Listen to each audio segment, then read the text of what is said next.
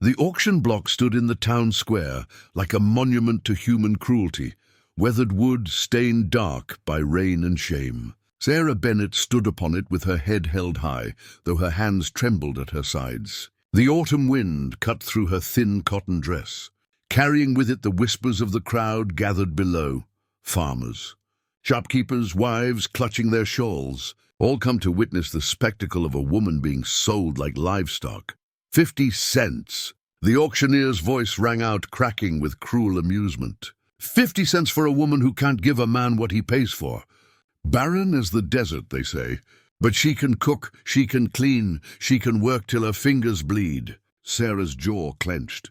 She would not cry, not here. Not in front of these people who had already decided her worth. Then, from the back of the crowd, a voice rumbled like distant thunder, deep, quiet, but carrying the weight of mountains. I'll pay double, and I'll marry her. Every head turned. The crowd parted like water before stone. And through that gap walked a man who seemed carved from the very earth itself, 7 feet of muscle and silence, with hands that could crush rock and eyes that held nothing but an unreadable calm. No one knew yet that this moment would unravel 2 broken souls and stitch them into something neither had dared to hope for. But the giant rancher, Nathaniel Cross, had seen something in Sarah Bennet's defiant eyes that the rest of the world had missed. And Sarah, standing on that auction block with the wind whipping her dark hair across her face, had no idea that the man stepping forward to claim her would become the only person who ever truly saw her as whole. Before we jump back in, tell us where you're tuning in from, and if this story touches you, make sure you're subscribed, because tomorrow I've saved something extra special for you. The town of Millstone Creek sat in a valley between 2 ridges of pine-covered hills, a place where everyone knew everyone's business and mercy was a commodity more scarce than gold. It was the kind of town where reputation mattered more than truth, where a woman's value was measured in her ability to bear children and keep a quiet house. Sarah Bennet had failed at both, though only one had been her fault. She had arrived in Millstone Creek 3 years prior as the bride of Daniel Foster, a blacksmith with strong arms and a weak character. The marriage had been arranged by her father, a desperate man trying to secure his daughter's future before consumption claimed him. Sarah had gone willingly, hopeful even, believing that love might grow where duty had planted it. It hadn't. Daniel Foster was a drunk who spent more time at the saloon than at his forge. When he came home, he came with fists and accusations, blaming Sarah for every disappointment in his miserable life. But the worst accusation, the one that stuck like tar to her name, came after 2 years of marriage when no child had come. The doctor, a thin-lipped man with cold hands and colder judgment, had examined her and declared her barren. Whether it was true or not didn't matter. In Millstone Creek, the doctor's word was gospel, and Sarah Bennet became the woman who couldn't bear children, a failure of nature, a burden, a cautionary tale whispered among young brides. When Daniel Foster died, thrown from his horse after a night of drinking, his debts fell to Sarah like stones. The blacksmith shop was seized, the small house they'd rented was reclaimed, and Sarah, with nowhere to go and no family left to take her in, became the responsibility of the town council. They had debated her fate for weeks in the stuffy back room of the general store, men with full bellies and comfortable lives deciding what to do with a woman who had nothing. "Can't just let her wander," said Mayor Grimsby, a portly man who smelled of tobacco and self-importance. "Sets a bad example. Woman needs a man to look after her." "But who'd take her?" asked Samuel Worth, the banker. "She's damaged goods. Can't give a man heirs." "Then sell her contract," suggested Reverend Polk, stroking his grey beard as if the idea were perfectly reasonable. "Indentured servitude. Someone might pay for the labor even if she's no good for breeding." And so it was decided. Sarah Bennet would be auctioned off to the highest bidder, her labor sold for whatever pittance someone might offer, her future bound to whoever was desperate or cruel enough to claim her. The morning of the auction, Sarah stood in the back room of the general store, staring at her reflection in a cracked mirror. Her face was pale, her cheekbones sharp from months of rationed meals. Her dark hair, once thick and lustrous, hung limp around her shoulders. But her eyes still held fire. She had been beaten, starved, widowed, and judged, but she had not been broken. "Time to go," said Mrs. Hadley, the storekeeper's wife, a woman whose pity always came wrapped in condescension. She handed Sarah a shawl. "Cover yourself." No sense giving them more to gossip about. Sarah took the shawl, but didn't put it on. She walked out into the autumn morning with her head high, her shoulders back, refusing to shrink. The town square was already crowded. Men leaned against posts, chewing tobacco and eyeing her with the same detached interest they'd give a plough horse. Women clustered in groups, whispering behind gloved hands, their faces masks of judgment and schadenfreude. Children darted between legs, sensing the spectacle but not understanding it. The auction block stood in the center of the square, a platform raised 3 feet off the ground. Sarah climbed the steps slowly, each one a small act of defiance. When she reached the top, she turned to face the crowd, and for a moment, the world seemed to hold its breath. The auctioneer, a man named Tobias Crane, with a voice like gravel and a smile like a knife, stepped forward. "Ladies and gentlemen of Millstone Creek," he announced, spreading his arms wide. "Today we offer the contract of one Sarah Bennett, widow of the late Daniel Foster. She is capable of cooking, cleaning, mending, and general household labor. She is in good health, though." He paused for effect. His smile widening. "She has been declared barren by Dr. Whitmore, and therefore unsuitable for bearing children." A ripple of laughter moved through the crowd. Sarah felt the heat of shame crawl up her neck, but she kept her face expressionless. "We'll start the bidding at 50 cents, Crane declared. 50 cents, the price of a loaf of bread, the cost of a tin of tobacco. That was what they thought she was worth. Silence stretched across the square. No hands rose. No voices called out. Sarah stood on the block, wind whipping her dress around her legs, and felt the weight of her own invisibility. "Come now," Crane urged. 50 cents for years of service. She's strong, she's willing, and she won't cost you much to feed." Still, nothing. Sarah's throat tightened. She had prepared herself for humiliation, but not for this, not for being so worthless that even at 50 cents, no one wanted her. Then, from somewhere in the back of the crowd, a voice cut through the silence. 50 cents! Heads turned. A man stepped forward, thin, weasel-faced, with eyes that lingered too long on Sarah's body. She recognized him. Horace Dunn. He ran a boarding house on the edge of town, a place with a reputation for taking in difficult women and working them until they disappeared. Sarah's stomach turned to ice. "Sold to—" Crane began, raising his gavel. "Wait," the word was spoken quietly, but it carried across the square like the toll of a church bell, deep, resonant, unmistakable. The crowd parted, and through the gap walked a man unlike any Sarah had ever seen. He stood at least 7 feet tall, broad as a barn door, with shoulders that seemed built to carry the world. His face was weathered, lined with years of sun and hardship, but his eyes, pale grey like winter sky, held a strange gentleness. His hands, rough and scarred, hung loose at his sides, and he moved with the slow, deliberate grace of something ancient and immovable. Nathaniel Cross, the giant rancher who lived alone in the hills beyond town. Sarah had heard stories about him. How his wife and daughter had died of fever 5 years ago, how he'd retreated to his land and hadn't been seen in Millstone Creek since. Some said he'd gone mad with grief. Others said he'd simply stopped being human, but here he was, standing before the auction block, looking up at Sarah with those pale, unfathomable eyes. "I'll pay double," Nathaniel said, his voice a low rumble. $1. "And I'll marry her." The crowd erupted in gasps and whispers.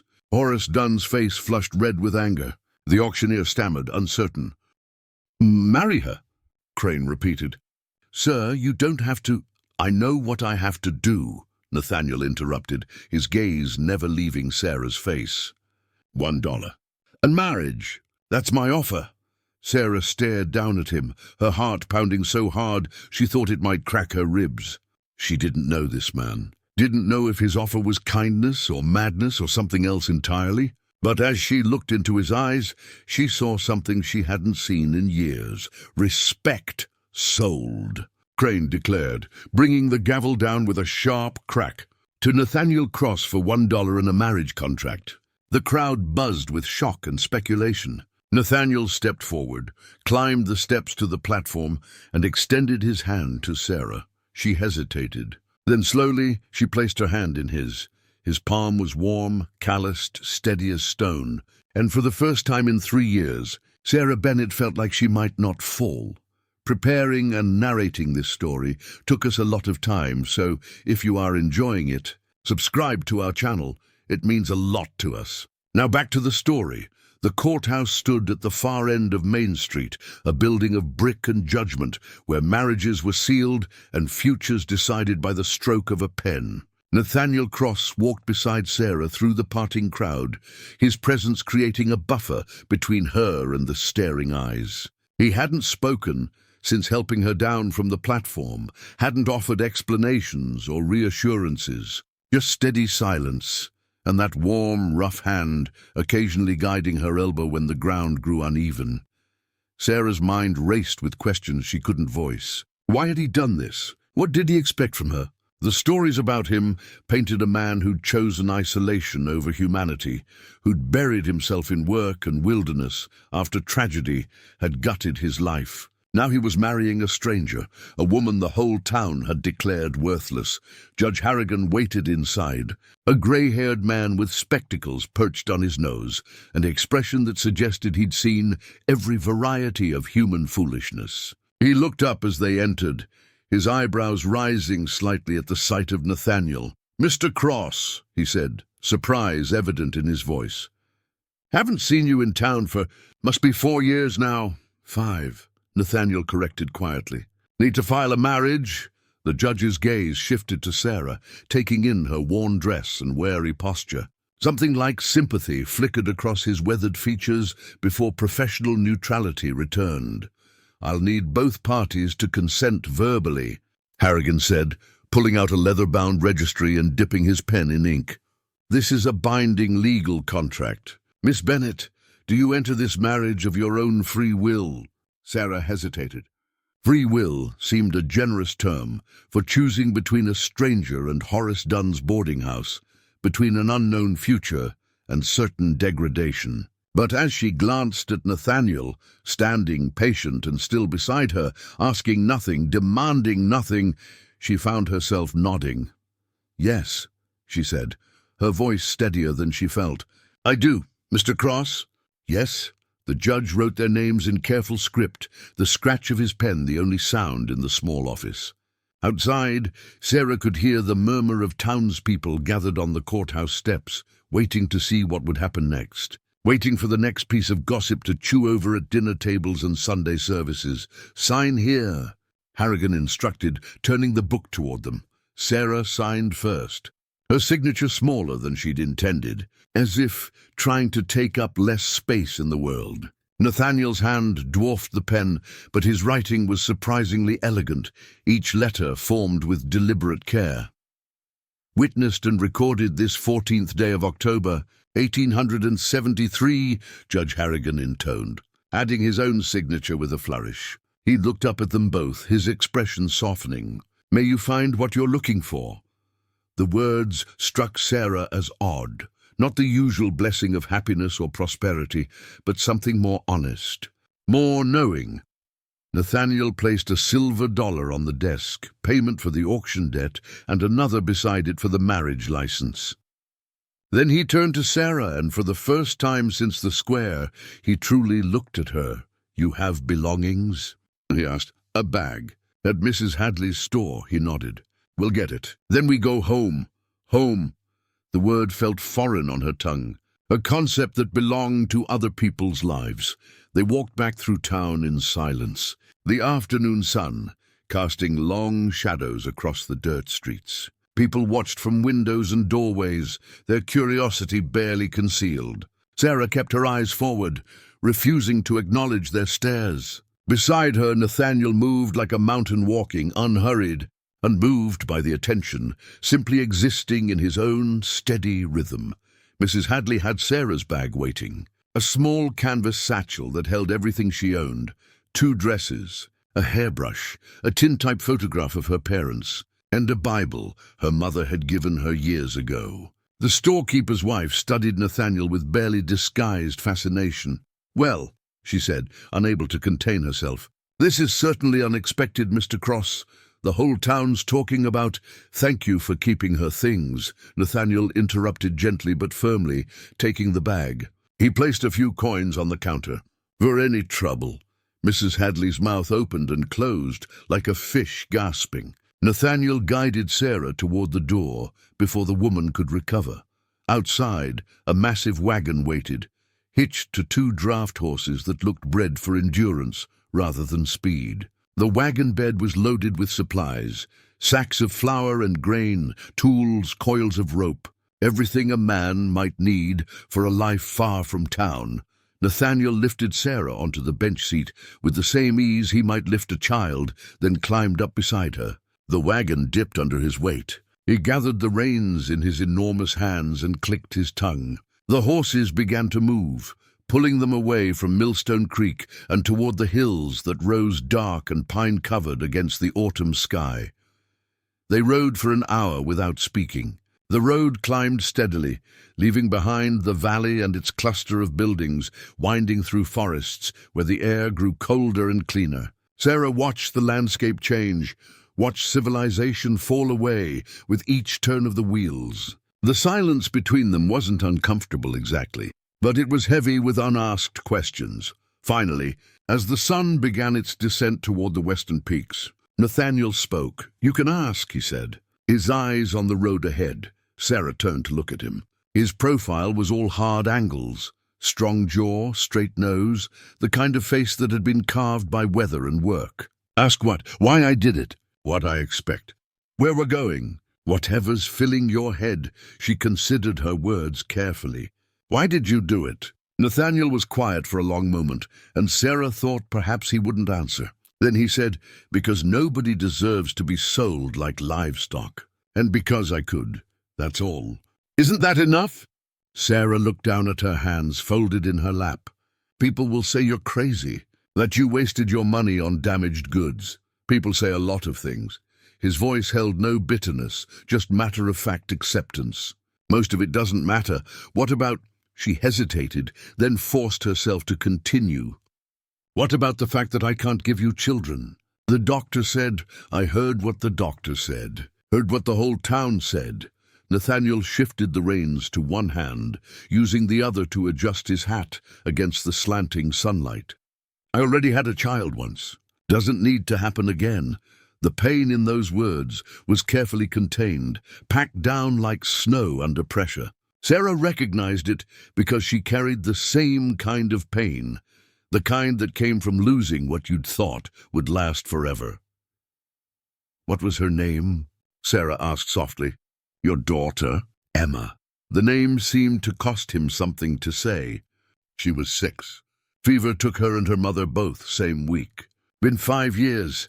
I'm sorry." He nodded once, acknowledging her words, without needing to respond to them. They rode on through the lengthening shadows, as the sun touched the horizon. Painting the sky in shades of amber and rust, the wagon crested a final rise. And Sarah saw it.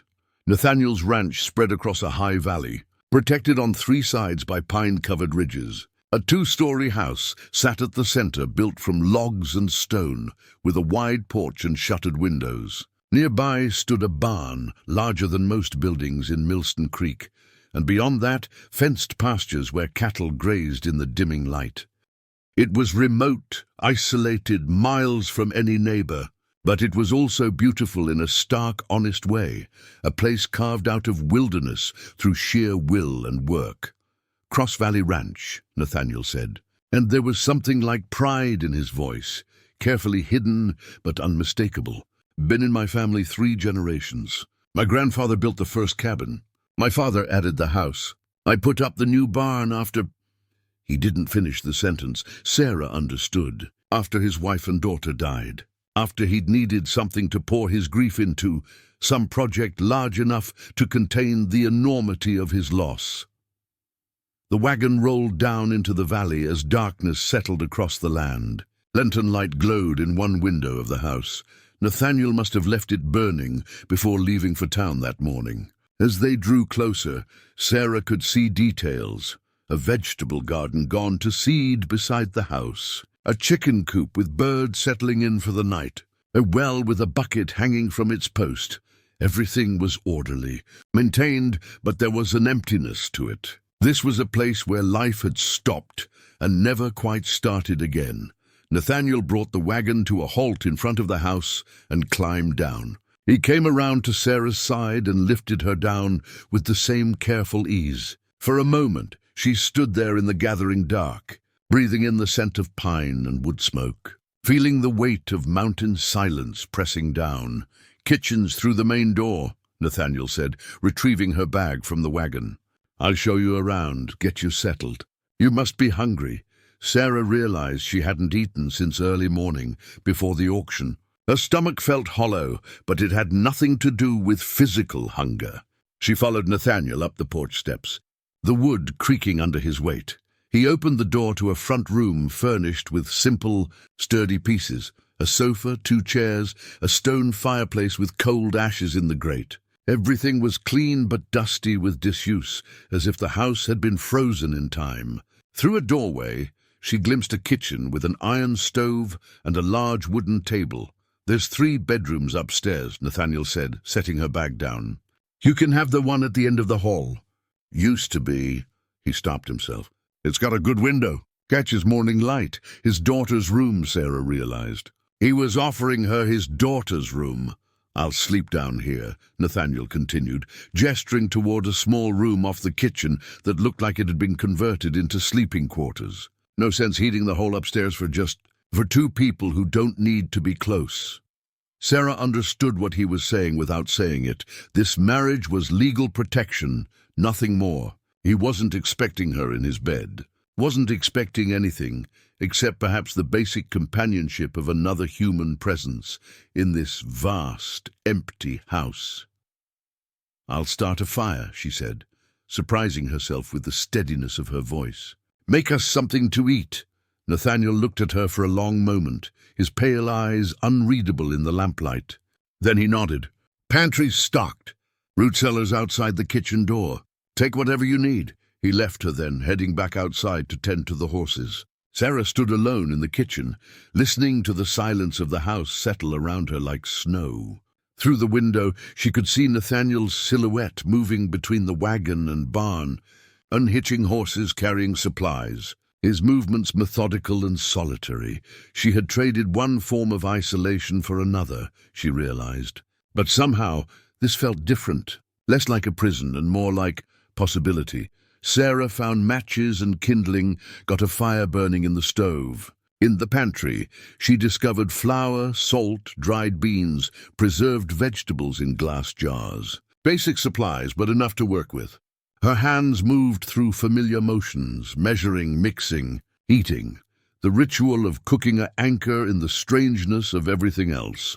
By the time Nathaniel came back inside, she had biscuits baking and beans warming on the stove. He stopped in the doorway, surprise flickering across his face. "Smells good," he said quietly. Sarah set 2 plates on the table, poured water from the pump into tin cups. They sat across from each other, the lamp casting a warm circle of light that held them both. As they ate in silence, Sarah thought about the judge's strange blessing. "May you find what you're looking for." She didn't know what she was looking for. But for the first time in years, she felt like maybe, just maybe, she was allowed to look. Outside, the night deepened over Cross Valley. Stars emerged one by one in the vast darkness. And inside the ranch house, 2 damaged souls began the careful, uncertain process of learning to exist in the same space without breaking what little remained of themselves. Dawn broke over Cross Valley like a whisper, the first light turning the eastern peaks to gold, while the valley floor remained submerged in blue shadow. Sarah woke to the sound of an axe biting wood, a rhythmic, steady percussion that spoke of work already begun. She lay still for a moment in the unfamiliar bed, staring at the ceiling beams of what had once been a little girl's room, Emma's room. The space had been carefully emptied of childhood, stripped of whatever memories it once held. Only the furniture remained, a simple bed frame, a dresser with a mirror, a rocking chair by the window. But Sarah could sense the ghost of the girl who'd lived here in the way morning light fell across the floor, in the small carved flowers decorating the bedpost, a father's careful work for a beloved daughter. She rose and dressed quickly in the cool air, pulling on one of her 2 dresses and wrapping a shawl around her shoulders.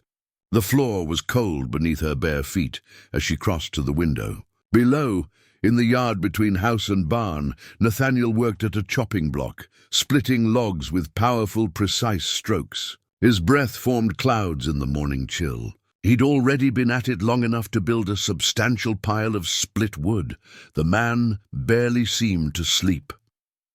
Sarah descended the stairs quietly, finding the kitchen exactly as they'd left it the night before. Clean plates stacked beside the wash basin, the stove's fire banked but not dead. She stirred the coals back to life, added kindling, and set water to boil. In the pantry, she found oats and dried apples, the makings of a simple breakfast. She was stirring porridge when the back door opened, and Nathaniel entered, carrying an armload of firewood. He paused when he saw her at the stove, as if surprised to find her already awake and working. "Morning," he said, his voice still rough with early-hour quiet. "Morning." Sarah ladled porridge into bowls, added the softened apple pieces. "I hope oats are all right. I wasn't sure what you usually—" "It's fine." He set the wood in the box beside the stove, brushing bark from his sleeves. "Better than fine. I usually just make coffee and call it breakfast." They sat at the same spots as the night before, the table creating a respectful distance between them. Nathaniel ate steadily, methodically, like a man fueling himself for work rather than taking pleasure in the meal. But Sarah noticed he finished everything in his bowl, and when she offered more, he accepted with a small nod. "There's work needs doing," he said after a while, setting down his spoon. "Cattle to check, fences to mend before snow comes. Winter hits hard up here, comes early, stays late.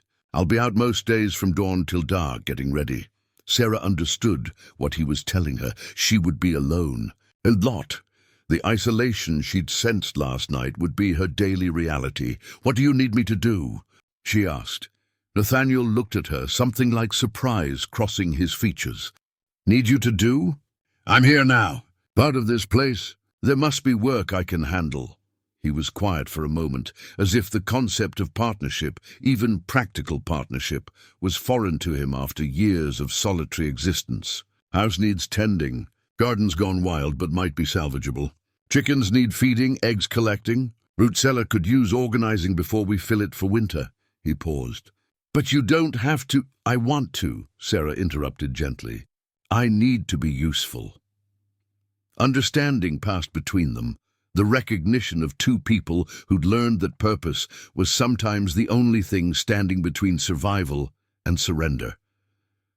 "All right then," Nathaniel said. He rose, carried his bowl to the wash basin.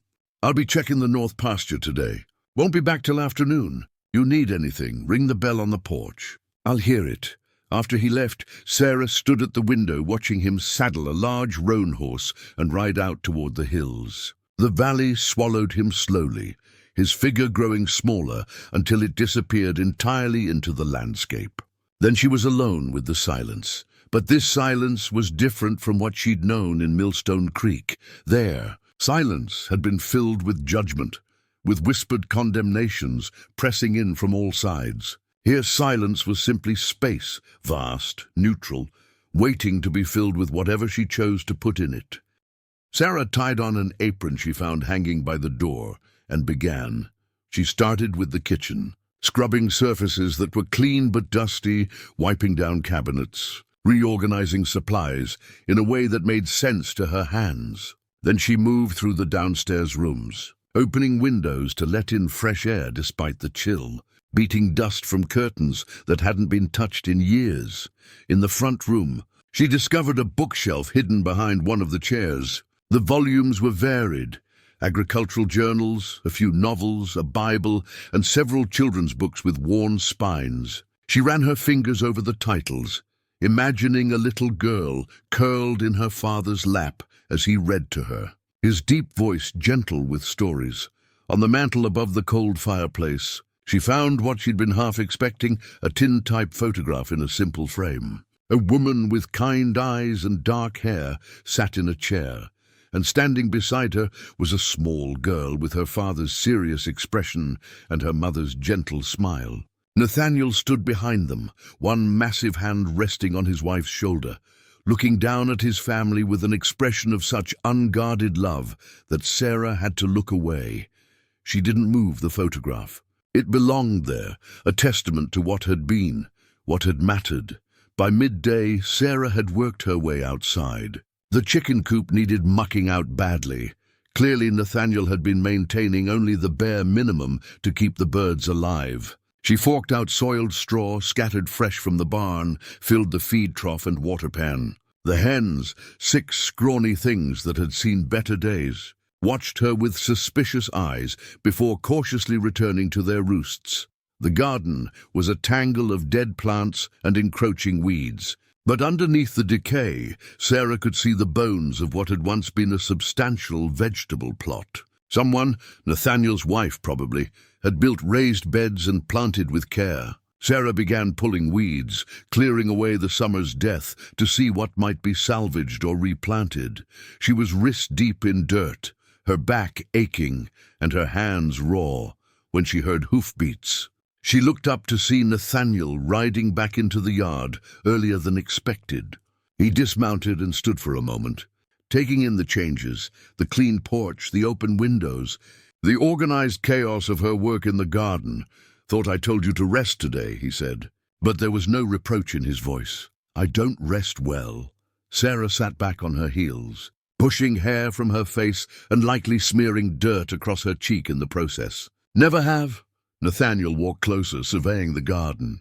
"My wife Rebecca, she kept this. Had a way with growing things. After he trailed off, then tried again. I let it go. Couldn't stand to tend it. I can replant some things," Sarah said carefully. "Garlic, onions, winter greens. Still time before the ground freezes." "If that's all right," he nodded slowly. "She'd like that." Knowing it wasn't just dying back to nothing. It was the most personal thing he'd said to her, this acknowledgement of his wife's presence still hovering over the land. Sarah understood it for what it was, not a comparison, not a reminder of her own inadequacy, but simply truth. Rebecca had been here, had mattered, and Nathaniel carried that with him. "I brought something," he said, and for the first time Sarah detected hesitation in his voice. He walked to his horse and removed a bundle from the saddlebag. "Stopped by the McAllister place, neighbors about 5 miles south. Mary McAllister sent these." He handed Sarah a package wrapped in cloth. Inside were 2 dresses, practical calico work dresses with sturdy stitching, along with stockings, an extra shawl, and a pair of boots that looked barely worn. "She heard about us," Nathaniel said, his ears reddening slightly. "Said a woman needs more than what you came with." These were her daughters before she got married and moved east. Sarah stared at the clothes, emotion welling up unexpectedly. After a year of having nothing, of making do with patched and repatched garments, the simple generosity of warm, whole clothing threatened to undo her composure. "That's very kind," she managed. "Mary's good people. She'll probably visit soon once word spreads."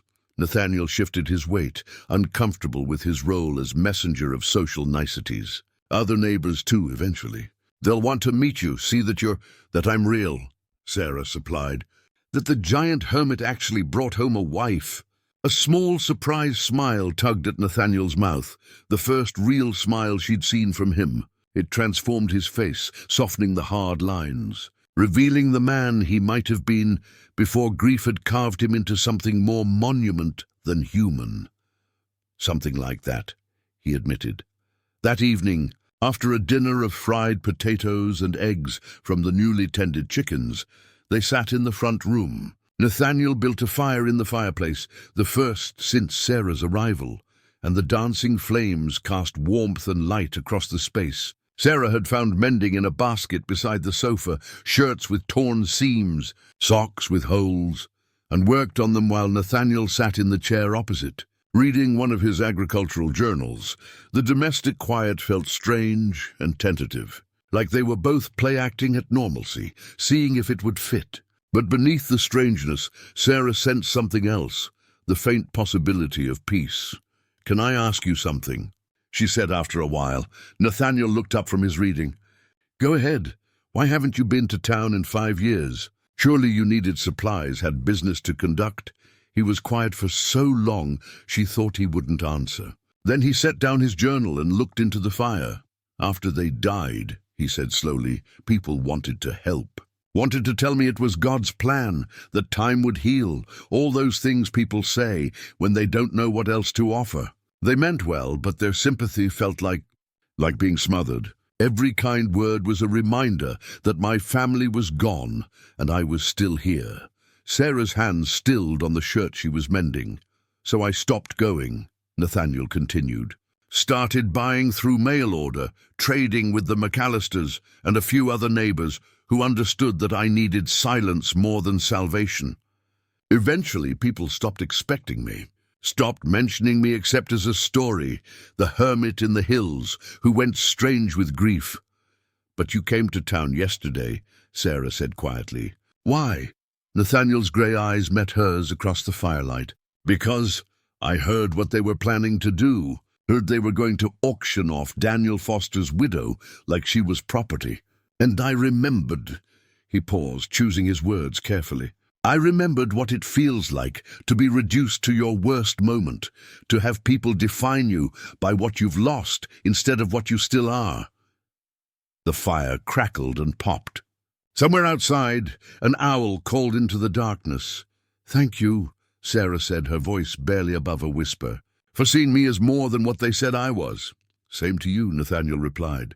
"You haven't looked at me like I'm broken, just like I'm a man who needs his fences mended and his garden replanted." Sarah smiled despite herself. "The fences do need a lot of work. That they do." He picked up his journal again, but she noticed he wasn't really reading it anymore. "Tomorrow I'll show you around the property properly. If we're going to make it through winter, you should know where everything is, how things work. In case something happens and I can't, in case something happens to me," he didn't say. But Sarah understood. Up here, so far from help, self-sufficiency wasn't a choice, it was survival. "I'd like that," she said. They sat in comfortable quiet as the fire burned down to embers. Sarah finished mending 3 shirts and started on a 4th. Nathaniel eventually set aside his journal and simply watched the flames, his face peaceful in a way she suspected it rarely was. When Sarah finally rose to go upstairs, she paused at the base of the stairs. "Nathaniel?" He looked up, waiting. "I'm glad you came to town yesterday. Whatever the reason, I'm glad it was you." Something shifted in his expression, surprise, gratitude, and perhaps the faintest stirring of hope that life might become something other than simply endurable. "Get some rest," he said softly. "Tomorrow's another long day." Sarah climbed the stairs to Emma's room, changed into her nightgown, and slipped beneath the quilts. Through the window, she could see stars scattered across the black sky, like seeds thrown by a generous hand. For the first time since Daniel Foster had brought her to Millstone Creek 3 years ago, Sarah Bennett, Sarah Cross now, she reminded herself, fell asleep without fear tightening her chest. Below, Nathaniel sat in the dying firelight a while longer, listening to the sounds of the house settling, the creak of floorboards as Sarah moved above him, the whisper of wind against the shutters. The house felt less empty tonight, less like a mausoleum and more like a home that had simply been waiting for permission to live again. He touched the photograph on the mantel gently. Rebecca and Emma frozen in time. "Forever loved, forever missed. I think you'd approve," he whispered to them. "I think you'd want this." The fire sighed and settled into ash. Outside, the valley held its breath, and inside Cross Valley Ranch, two wounded souls took another careful step towards something neither quite dared to name yet: healing.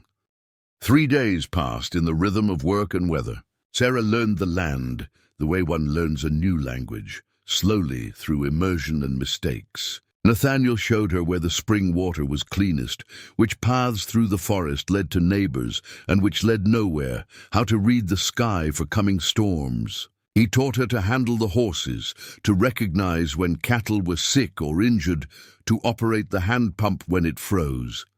She, in turn, brought order to the chaos of his bachelor existence. Meals appeared at regular times. Clothes were mended before they fell apart completely. The house began to smell like bread and soap instead of dust and loneliness. They existed in careful parallel, two people learning to share space without collision. Then, on the 4th morning, Mary McAllister arrived. Sarah was hanging laundry on the line, strung between 2 posts near the house, when she heard the wagon. She turned to see a sturdy vehicle pulled by a matched pair of bays, driven by a woman who sat the bench seat like she'd been born to it.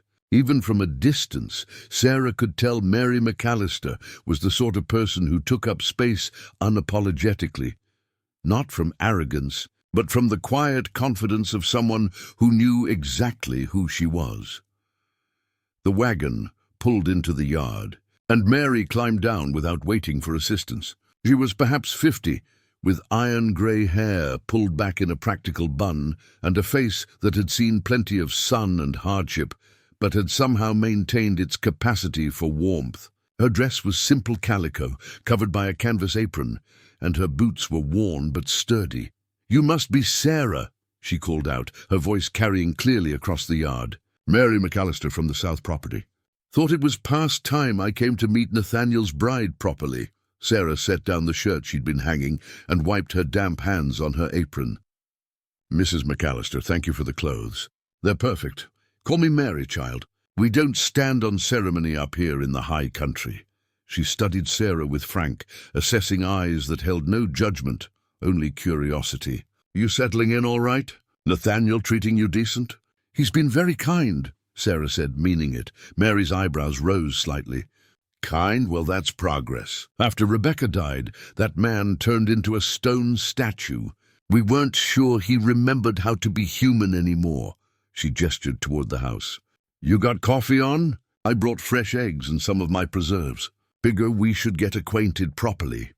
In the kitchen, Mary moved with the ease of someone who'd been in this house before, who knew where the cups were kept and how the stove ran. She settled at the table while Sarah poured coffee and sliced bread, adding butter and a jar of Mary's strawberry preserves. "This place looks different," Mary observed, glancing around. "Clean, but more than that, lived in. First time in 5 years it doesn't feel like a tomb." She fixed Sarah with a direct look. "You know what you've taken on here? Marrying a man who's been dead to the world for half a decade." Sarah met her gaze steadily. "I know what it's like to be judged for things beyond my control. To be declared worthless by people who don't know the whole story. Maybe that makes me exactly the right person for this." Mary's stern expression softened into something like approval. "Heard about what happened in Millstone Creek. Heard they sold you like you were nothing, and Nathaniel showed up and stopped it." She took a sip of coffee. "Caused quite the stir. Half the town thinks he's gone completely mad.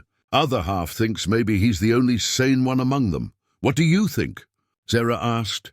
"I think," Mary said slowly, "that Nathaniel Cross is a good man who got dealt a terrible hand. And I think you're a strong woman who deserved better than what life gave you. Whether this marriage becomes something real or stays a practical arrangement, well," she shrugged, "that's between you two.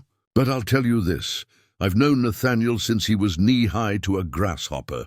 His parents were good people, and they raised him right. He's got a heart in there buried deep under all that grief. Question is whether you've got the patience to wait for it to surface." Before Sarah could respond, the back door opened and Nathaniel entered, stopping short when he saw Mary at his table. "Mary," he said, surprise evident in his voice. "Don't look so shocked. Someone's got to make sure you haven't scared this poor girl off into the wilderness." Mary stood, walked over, and did something that clearly startled Nathaniel.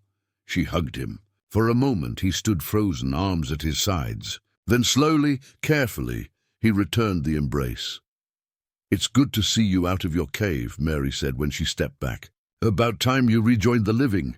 "I've been living just fine," Nathaniel protested, but there was no heat in it. "Surviving isn't living. And you know it." Mary turned back to Sarah. "Now then, the real reason I came. There's a harvest gathering at our place this Saturday. Just the nearby families. Johnsons, Weavers, O'Connells, maybe a few others. Food, music, chance for folks to meet your wife properly instead of through gossip. You'll come?" It wasn't a question. Nathaniel's jaw tightened. "Mary, I know you don't. You haven't been social in 5 years. But Sarah deserves to meet her neighbors, and those neighbors deserve to see that she's being treated right. You can manage one afternoon of being civil." Mary's voice softened. "Besides, Rebecca would want you there. She loved the harvest gatherings." The mention of his late wife's name did what Mary's logic couldn't. Nathaniel's resistance crumbled. He looked at Sarah, something like apology in his eyes. "If you want to go, we'll go." Sarah understood the choice he was giving her, the weight of it. She could refuse, give him an excuse to continue his isolation, let him retreat back into his comfortable shell of solitude. Or she could push them both forward into the uncomfortable territory of community. "I'd like to meet the neighbors," she said. "If you'll come with me." Nathaniel nodded once, resigned. "Saturday then," Mary beamed, triumphant. "Good, 2 o'clock. And Sarah, wear the blue dress I sent. It'll bring out your eyes." She gathered her shawl. "I'll leave you two to your work. But Sarah, you come visit me any time. Get lonely up here sometimes, and it's nice having another woman nearby after years of being surrounded by men." After Mary left, the kitchen felt somehow larger and smaller at once. Nathaniel stood by the window, watching the wagon disappear down the valley road. "You don't have to go," he said finally. "I can tell Mary you're not feeling well, that it's too soon. Do you want me to lie for you?" Sarah asked gently. He turned to look at her, and she saw the conflict in his face, the part of him that wanted to hide warring with the part that knew he couldn't hide forever. "No," he admitted. "But being around people, making conversation, pretending everything's normal," he trailed off. "I've forgotten how. Then we'll remember together." Sarah poured him a cup of coffee, pressed it into his hands. "Besides, I've never been to a harvest gathering. Daniel never took me anywhere. People didn't want the Barren woman at their celebrations." Nathaniel's expression darkened. "That why you agreed to go? To prove something to people who judged you?" "No," Sarah said. "I agreed because Mary's right. We can't live entirely separate from the world. And because—" she hesitated, then continued, "because I think you need this. Need to remember that you're still part of something larger than this valley and your grief." He was quiet for a long moment, staring into his coffee cup as if it held answers. Then he said, "You're braver than I am." "I don't think that's true. I think we're brave about different things. You came into town after 5 years of avoiding it to stop an injustice. That took courage." "That was easy," Nathaniel countered. "That was anger." "This is harder," Sarah understood. "It was easier to be angry than vulnerable, easier to fight for principles than to open yourself to connection." But she also understood that they were both going to have to choose the harder path if this arrangement was going to become anything more than two lonely people sharing a roof. The rest of the week passed with an undercurrent of tension, not between them, but within them, the anticipation of Saturday looming like a storm on the horizon. Nathaniel threw himself into work with even more intensity than usual, as if he could outrun his anxiety through physical exhaustion. Sarah prepared as best she could, washing and mending the blue dress Mary had sent, braiding and rebraiding her hair in the mirror, trying to calm the flutter of nervousness in her stomach. On Friday evening, as they sat at dinner, Nathaniel spoke suddenly. "I should tell you about them. Rebecca and Emma, before we go and people start talking about them to you." Sarah set down her fork, giving him her full attention. "Rebecca was from Denver," he began, his voice careful, as if he were picking his way across ice. "Came west with her family when she was 16. We met at a church social, married a year later. She was He smiled faintly, painfully. She was sunshine. That's what I always thought.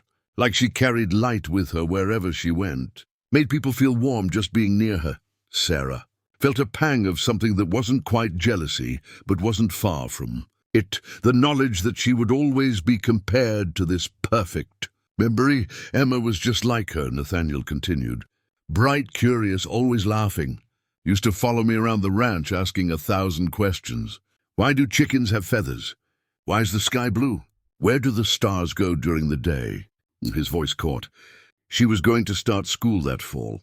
Rebecca was teaching her letters, and Emma was so proud of being able to write her own name.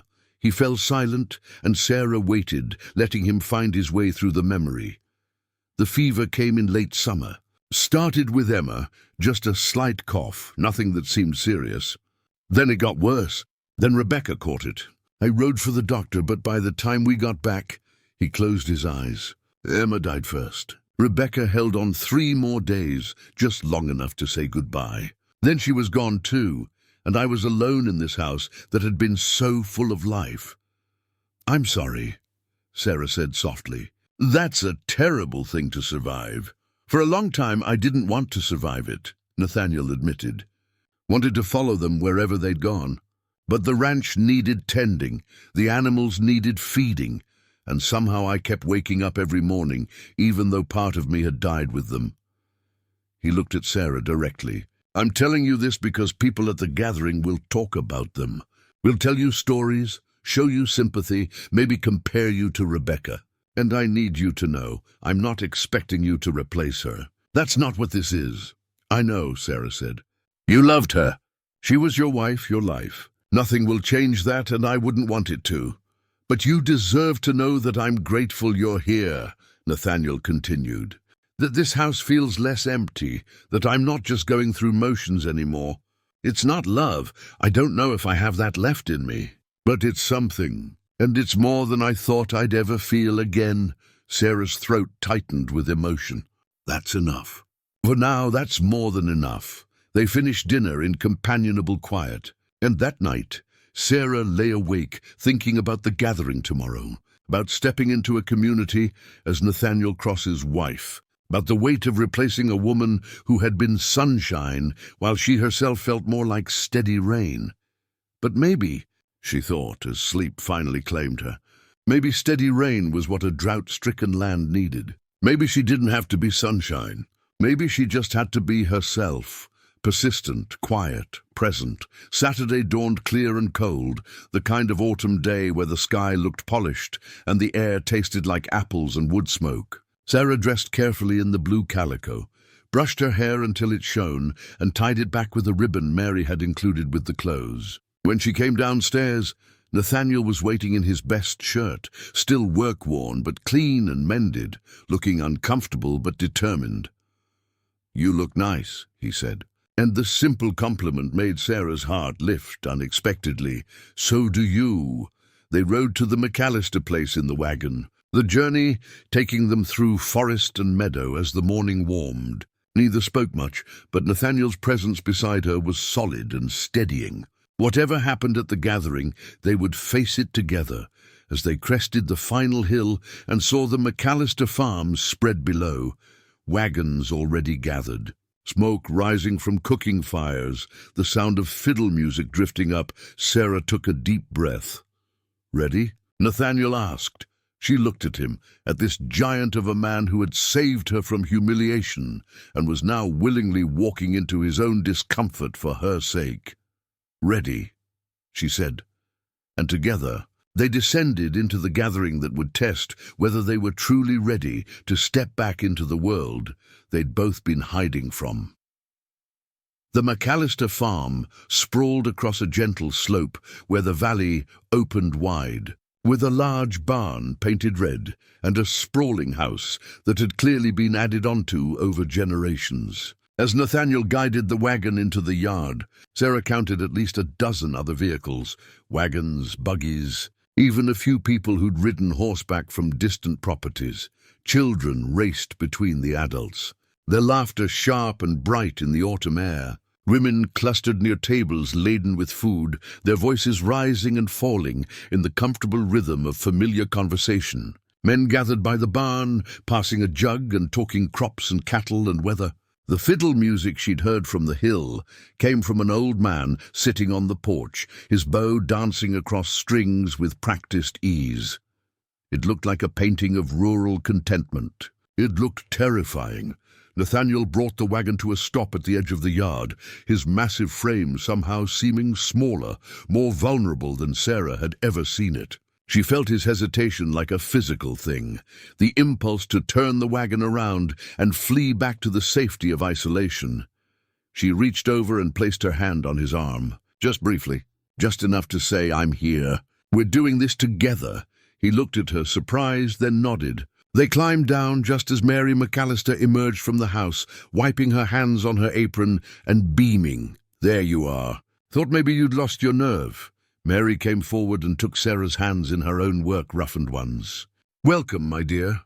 Come meet everyone. Don't let them overwhelm you. They're curious but harmless. Most of them anyway." Before Sarah could respond, Mary was guiding her toward the cluster of women, calling out introductions in rapid succession.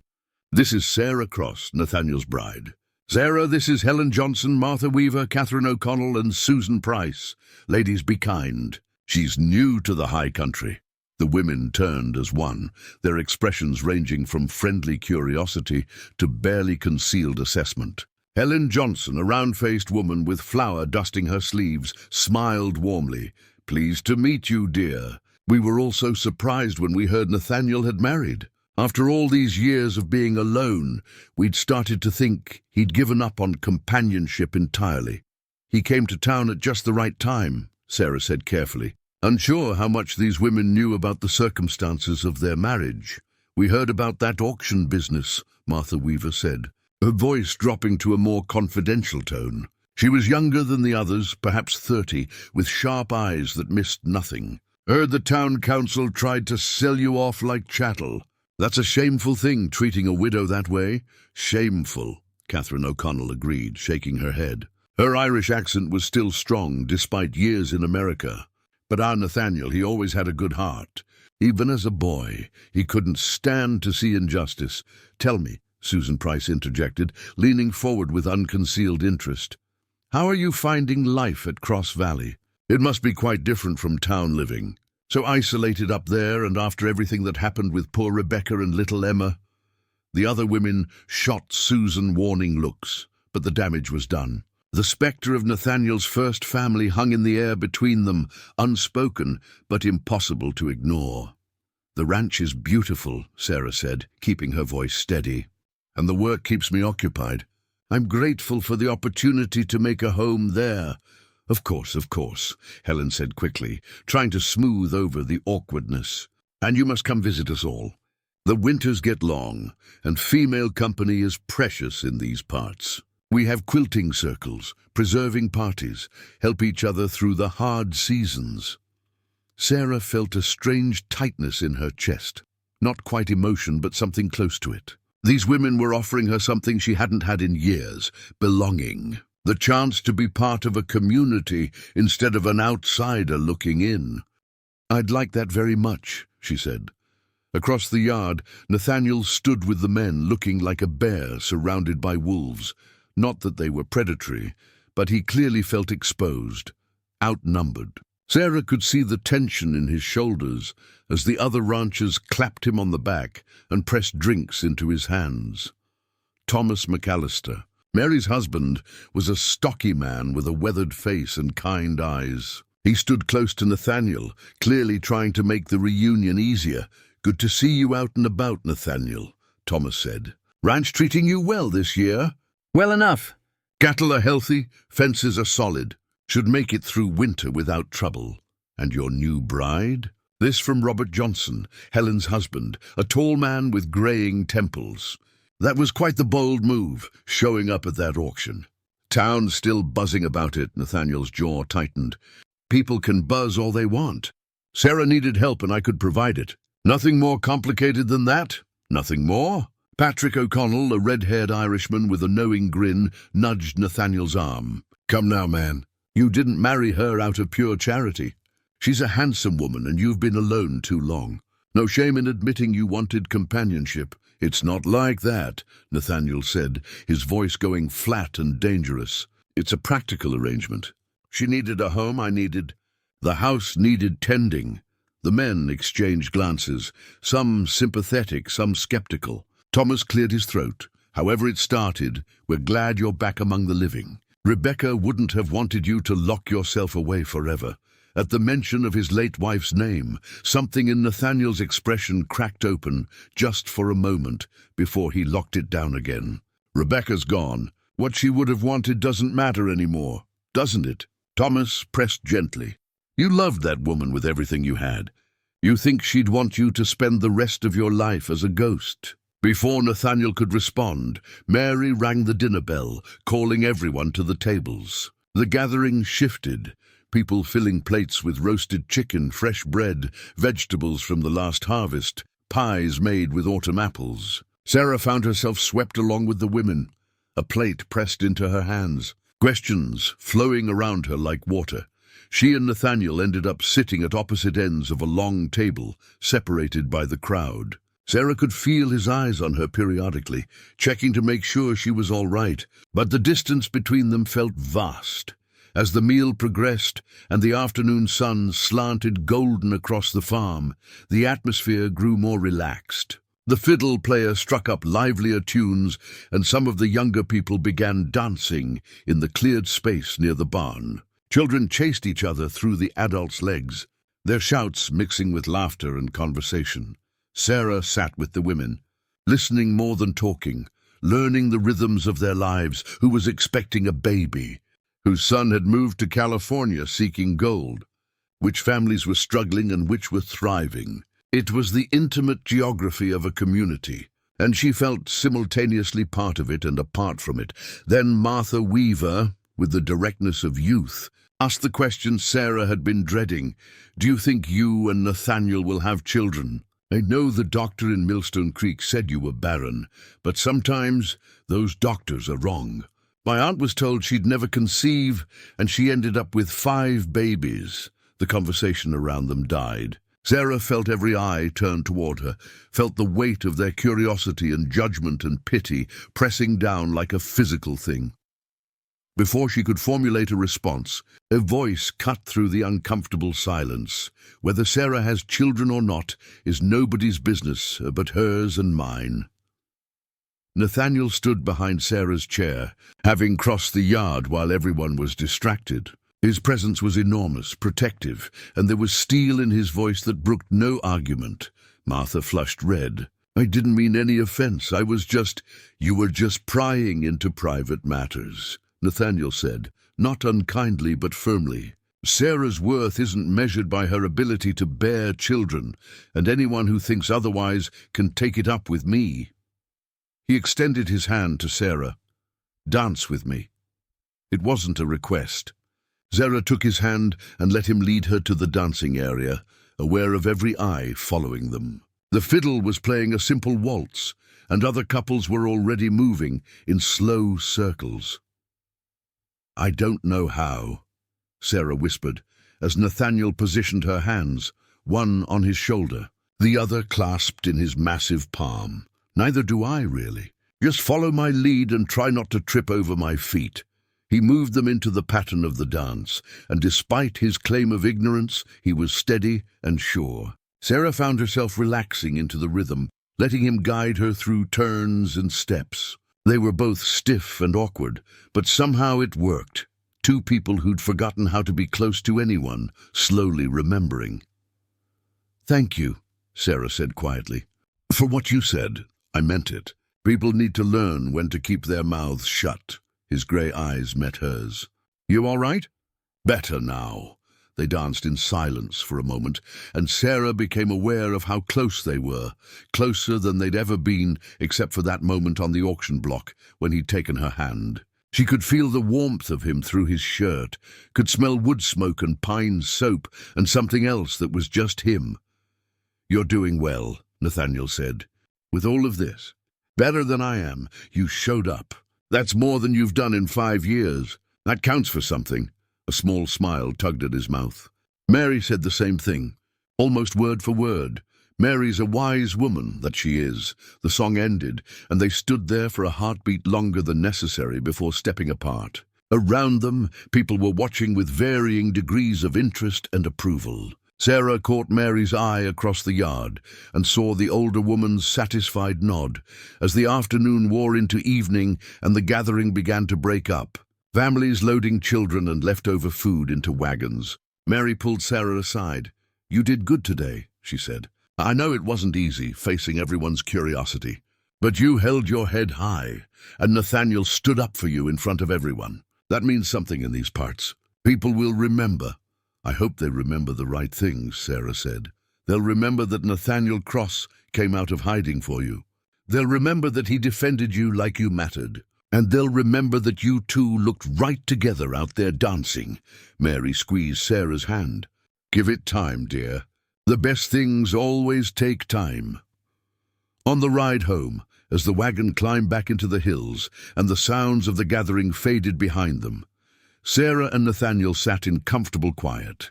The sun was setting, painting the sky in shades of amber and rose, and the first evening star appeared above the eastern ridge. "That wasn't as terrible as I expected," Nathaniel said finally. Sarah smiled. "A high praise indeed. I mean it. People were kinder than they could have been. And you handled Martha's question with more grace than it deserved. You handled it better. I was still trying to figure out what to say when you stepped in." Nathaniel was quiet for a moment, then said, "I meant what I said, you know, about your worth. You're not defined by what some small-minded doctor declared or what the town council decided. He struggled for words. "You're Sarah, that's enough." Something warm and fragile unfurled in Sarah's chest. "Thank you, Nathaniel. That means more than you know." They reached the ranch as darkness settled fully over the valley. The house windows glowed with the lamp Nathaniel had left burning, a beacon in the wilderness, a sign that someone lived here, that this place was a home, and not just a structure of wood and stone.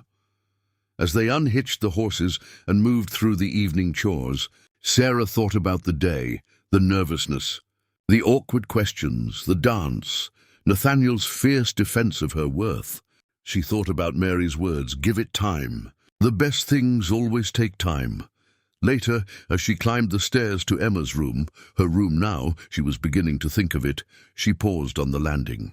Below, she could hear Nathaniel moving through the house, banking the fire, checking the doors, settling in for the night. "Nathaniel?" She called down. "Yes? I'm glad we went today." A pause. Then his voice drifted up, rough but warm. "So am I." Sarah continued to her room, changed into her nightgown, and slipped under the quilts. Through the window, she could see the stars scattered across the black sky, and somewhere in the distance, the lonely call of a coyote. But she didn't feel lonely. For the first time in longer than she could remember, she felt like she belonged somewhere, to someone, even if that belonging was still tentative and undefined. Outside, the night settled over Cross Valley. Inside, two people who had married as strangers began to realize they might be becoming something else, not lovers. Not yet, but perhaps finally truly partners. November arrived with a vengeance, bringing winds that howled down from the mountain peaks like wolves hunting prey. The first real snowfall came 3 weeks after the harvest gathering, blanketing Cross Valley in white silence. Sarah woke to find the world transformed. Every fence post crowned with snow, every pine branch bowing under its weight. The entire landscape softened into something almost otherworldly. Nathaniel was already up, stoking the fire in the kitchen stove until heat radiated through the room. He looked up when Sarah descended the stairs, her shawl pulled tight against the morning chill. "Going to be a hard one," he said, nodding toward the window where snow continued to fall in thick, heavy flakes. "Could last days. I need to move the cattle to the lower pasture, make sure they have access to the shelter and the hay we stored." "I'll help," Sarah offered immediately. He hesitated. "It's brutal work in this weather. You don't have to—" "Nathaniel," she met his eyes steadily. "I'm not made of glass. If the cattle need moving, we move them together. Something shifted in his expression, respect mixed with concern. He nodded. Dress warm, layers, and wrap your face. The wind cuts like a knife up here. An hour later they rode out into the storm. Sarah sat astride one of the smaller horses, a gentle mare named Willow that Nathaniel had saddled for her. He rode beside her on his massive roan, both of them bundled in wool and canvas until only their eyes were visible. The snow had intensified, reducing visibility to mere yards, turning the familiar valley into an alien landscape. They found the cattle huddled against a windbreak of rocks, their dark shapes barely distinguishable from the swirling white. Nathaniel dismounted and began the work of driving them toward lower ground, using voice and movement to guide the reluctant animals through the storm. Sarah did her best to help, positioning herself to block escape routes, calling out to keep the herd moving in the right direction. It was exhausting work. The cold seeped through every layer of clothing, numbing fingers and toes, despite heavy gloves and boots. The wind stole breath and voice, making communication nearly impossible. But slowly, painfully, they moved the cattle to safer ground, where a three-sided shelter offered protection and stored hay provided food. By the time they finished, both were shaking with cold and exhaustion. Nathaniel checked the cattle one final time, ensuring they had everything they needed to survive the storm. Then turned to Sarah. "Let's get home," he shouted over the wind. They mounted and began the ride back, following the fence line that would lead them to the ranch. But the storm had worsened. What had been heavy snow was now a full blizzard, wind-driven flakes creating a white void where direction lost all meaning. Sarah could barely see Nathaniel, though he rode just a few feet ahead of her. Then Willow stumbled. The mare's hoof found a hidden depression beneath the snow, and she went down hard on her front knees. Sarah pitched forward, managing to grab the saddle horn and stay mounted, but the jolt sent a spike of pain through her wrist. Willow scrambled back to her feet, favoring one leg slightly. Nathaniel was beside them instantly, dismounting to check the horse. His hands moved expertly over Willow's leg, feeling for breaks or serious injury. When he looked up, his eyes were grave. "She's strained something. Can't carry weight. We'll have to walk her back." "Both of us walk?" Sarah asked, already knowing the answer would be difficult. "No, you ride Storm with me." "Willow can follow on a lead." Before Sarah could protest, Nathaniel lifted her carefully, mindful of her injured wrist, and set her on his horse. Then he swung up behind her, his massive frame surrounding her, one arm reaching around to hold the reins, while the other secured the lead rope to Willow. "Hold on to the saddle horn," he instructed. "This is going to be slow going." They moved through the storm at a crawl, Storm carrying double weight and pulling the injured mare behind. Nathaniel's body shielded Sarah from the worst of the wind, and she found herself leaning back against his chest, drawing from his warmth and steadiness. She could feel the rhythm of his breathing, the steady thud of his heartbeat, even through layers of clothing. The journey that should have taken 30 minutes stretched into hours. The storm showed no mercy, and several times Sarah wondered if they'd lost their way entirely, if they would simply wander in circles until exhaustion and cold claimed them both. But Nathaniel never wavered, never showed doubt. He guided Storm with absolute certainty, as if he could sense the land beneath the snow, could feel the pull of home, like a compass needle finding north. When the dark shape of the barn finally materialized through the white chaos, Sarah nearly wept with relief. Nathaniel rode straight into the barn, and the sudden absence of wind felt like stepping into another world. He dismounted first, then lifted Sarah down with careful hands. "Let me see your wrist," he said, his voice hoarse from shouting over the storm. "The horses first," Sarah protested. The horses can wait 5 minutes." "Let me see it." She unwrapped her scarf and pulled off her glove. The wrist was swollen, already darkening with bruises. Nathaniel's jaw tightened as he examined it with gentle fingers that seemed too large for such delicate work.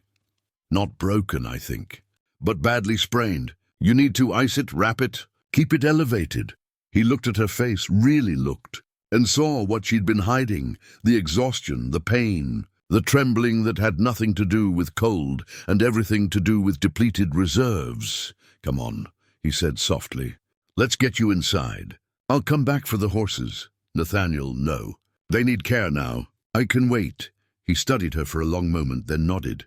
"Together, then. But if you feel faint, you tell me immediately." "Understood."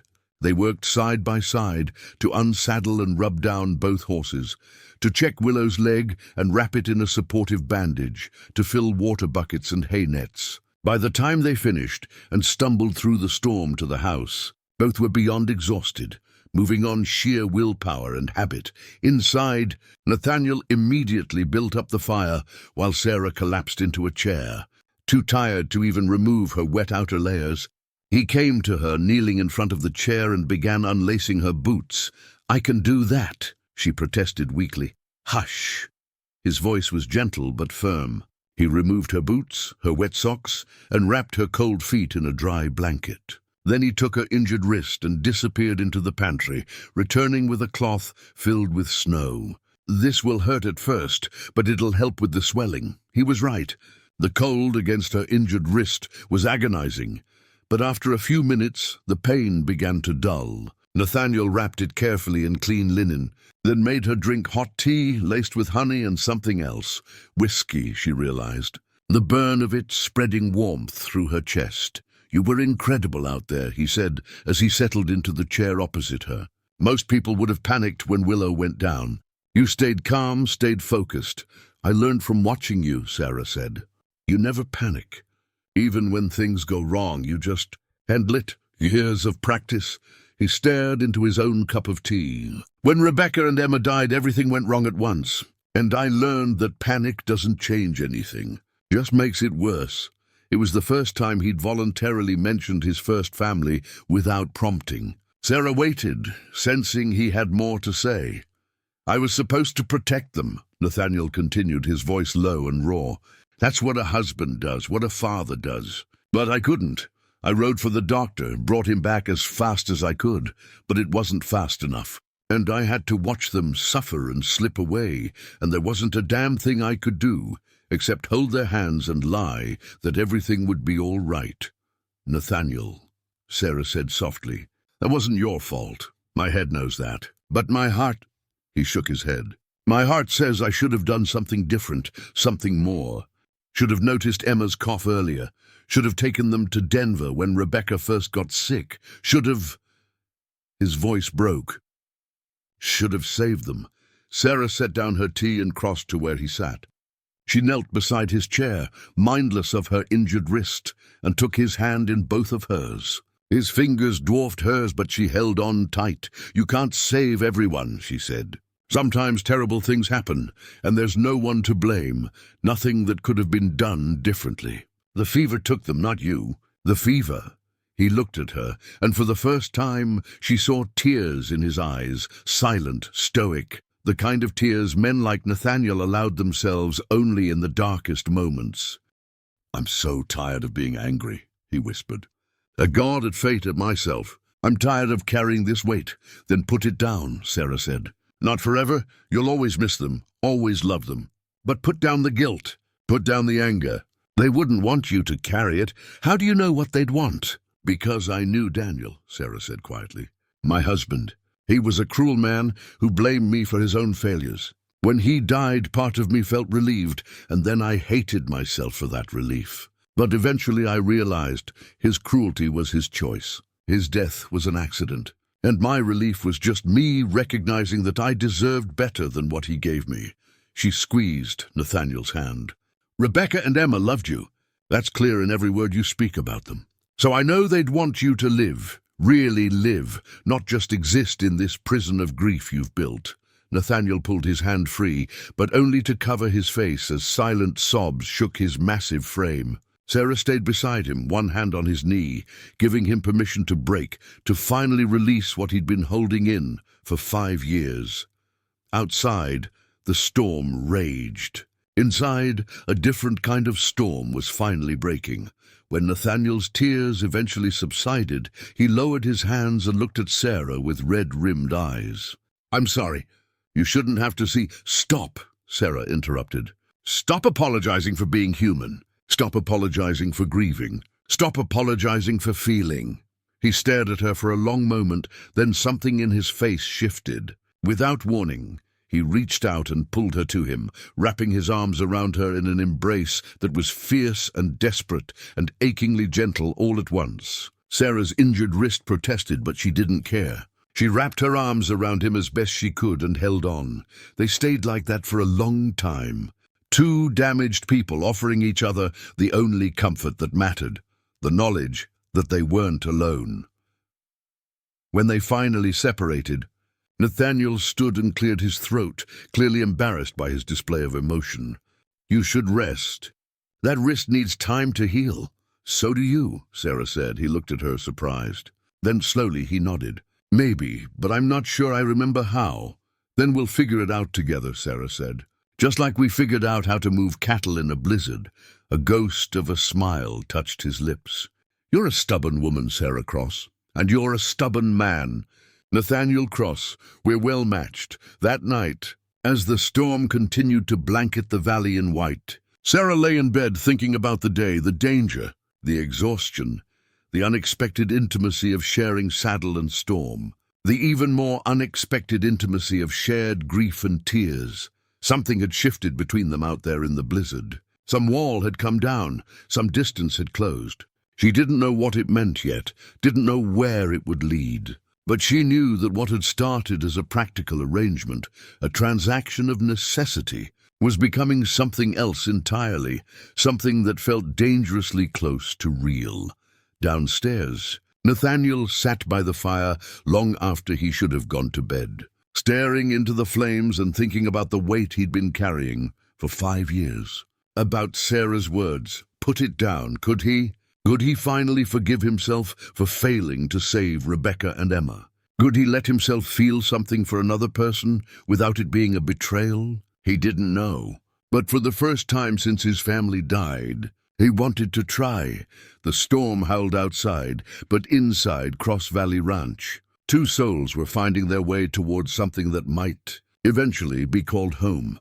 The storm lasted 3 days, burying Cross Valley under 4 feet of snow and trapping Sarah and Nathaniel in an enforced intimacy they'd both been carefully avoiding. With outside work impossible and supplies limited to what they had stored, they were forced to simply exist together, eating, talking, sharing the small spaces of the house in ways they hadn't before.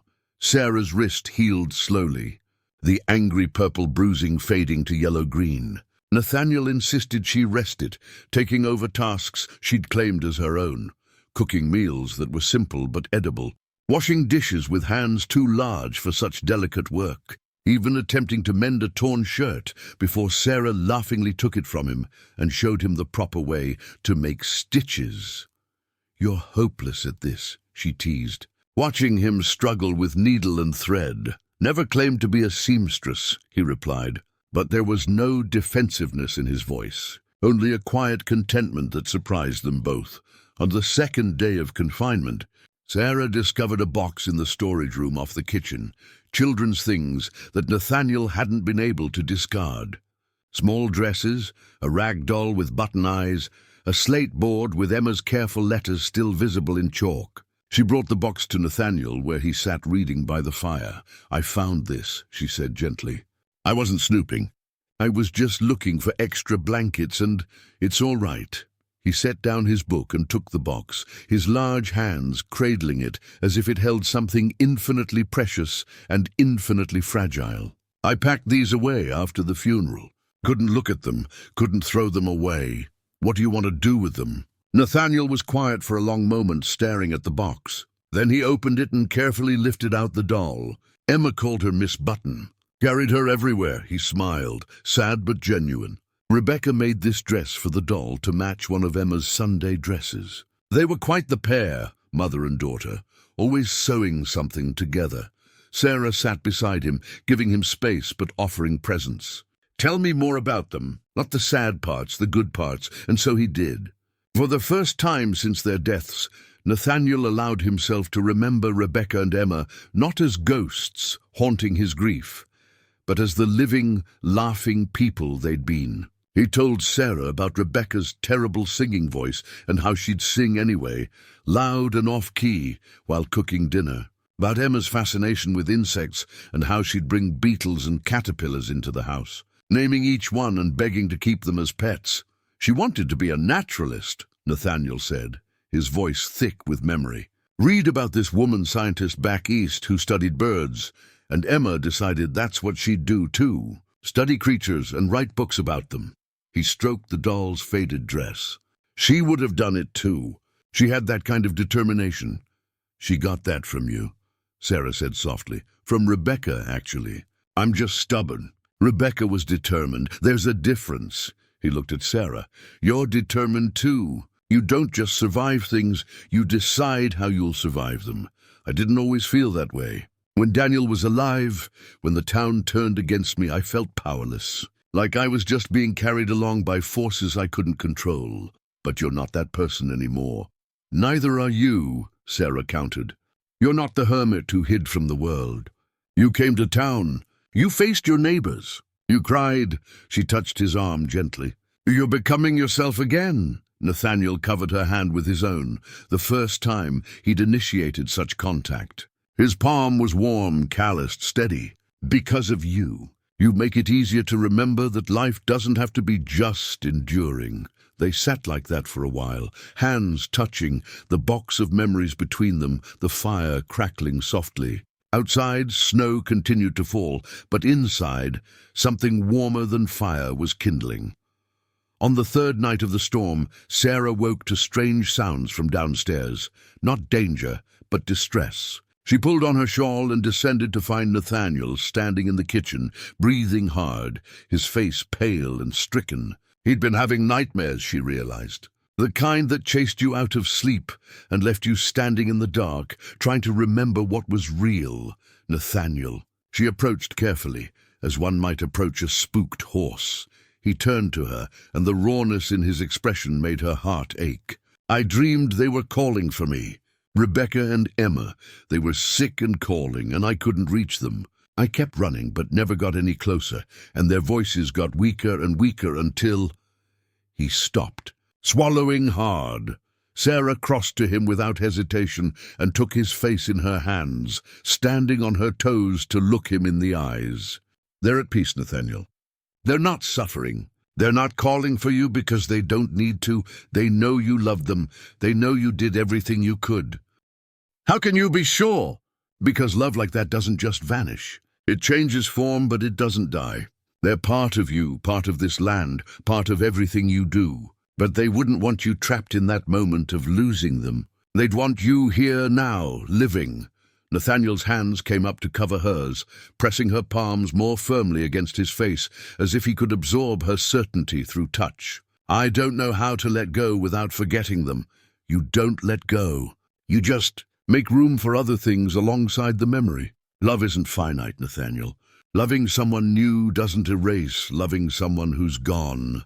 The words hung between them, heavy with implications neither was quite ready to speak aloud. But the truth was there, unavoidable. Something was growing between them that looked dangerously like love. Nathaniel lowered his forehead to rest against Sarah's, their breath mingling in the small space between them.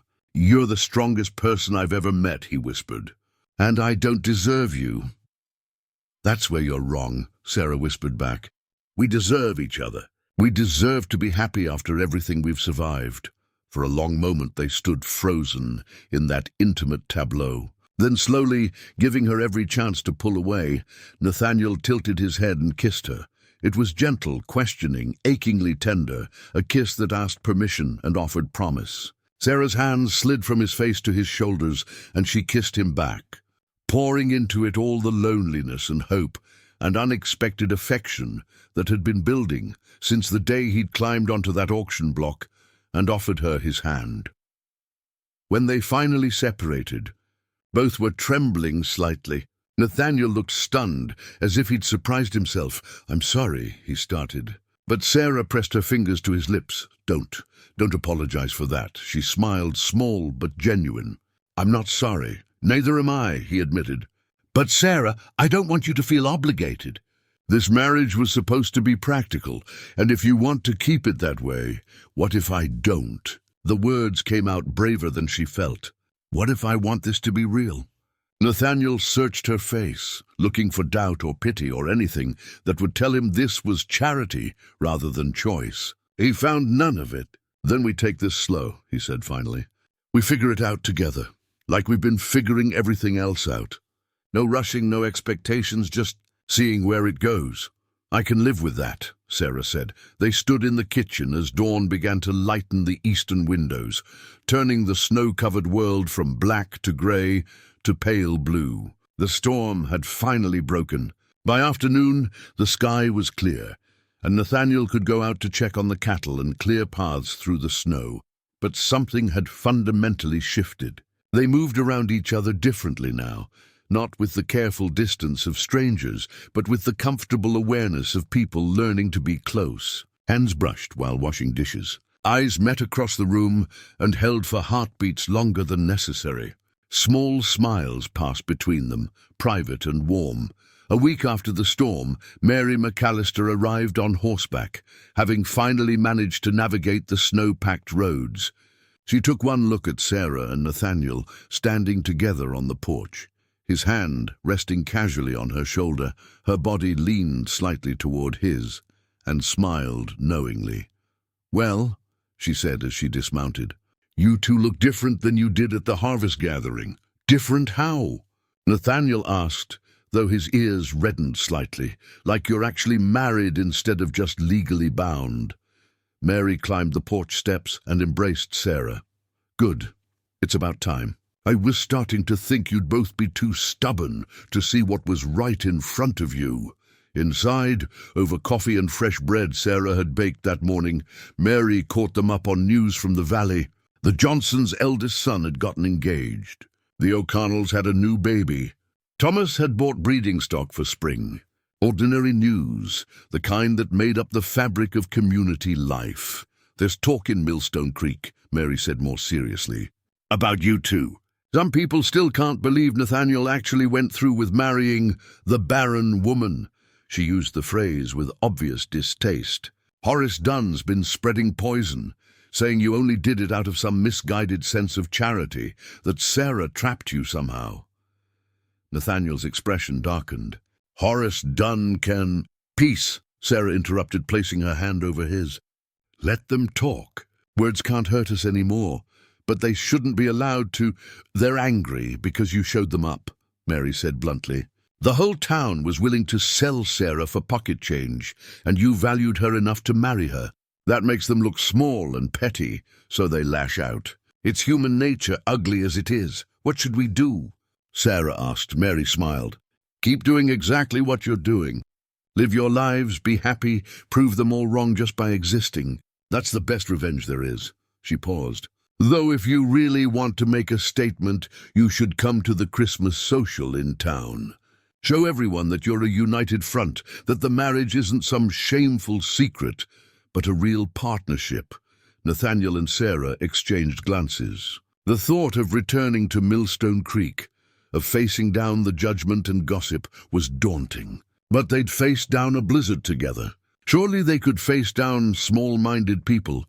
"We'll think about it," Nathaniel said finally. After Mary left, Sarah found Nathaniel in the barn, checking on Willow's leg, which had healed well from the storm injury. She stood in the doorway, watching him work, this giant of a man who moved with such careful gentleness around the animals. "We should go," she said. "To the Christmas social." He looked up, surprised. "You want to?" "I want to stop hiding. Stop letting other people's opinions dictate how we live." She stepped closer. "And I want people to see that we chose this. That we choose each other." Nathaniel set down the hoofpick and walked to her, his eyes searching hers. "You're sure?" "It won't be easy. Nothing worthwhile is easy," she smiled. "You taught me that." He cupped her face in his hand, his thumb tracing the line of her cheekbone. "How did I get so lucky?" "You paid a whole $1 for me at auction," Sarah teased. "That's quite the investment." Nathaniel laughed, a real, full laugh that transformed his face and made Sarah's heart skip. Best dollar I ever spent. He kissed her then, there in the barn with afternoon light slanting through the gaps in the boards and horses nickering softly in their stalls. It was deeper than the first kiss, more certain, carrying the weight of a decision made and a future imagined. When they separated, Sarah rested her head against his chest and listened to the steady drum of his heartbeat. We're really doing this, aren't we? Making this real, seems like, Nathaniel said, his arms wrapped around her. Scares me a little. Me too. But the good kind of scared. The kind that means you have something worth losing. Then let's try very hard not to lose it. They stood in the barn as the winter afternoon deepened toward evening.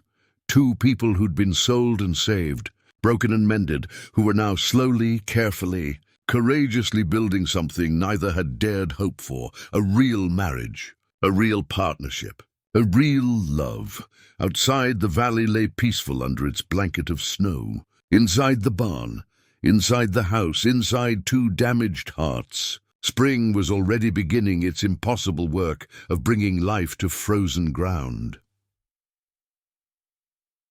Christmas Eve arrived with crystalline clarity, the kind of winter day where the sky burned blue and every breath turned to visible poetry. Sarah stood before the mirror in Emma's room, adjusting the green dress Mary had sent specifically for the occasion. It was finer than anything she'd owned in years, with delicate embroidery at the collar and cuffs, and it fit her transformed body perfectly. The months of good food and hard work had filled out the hollows in her cheeks, brought color to her skin, strength to her frame.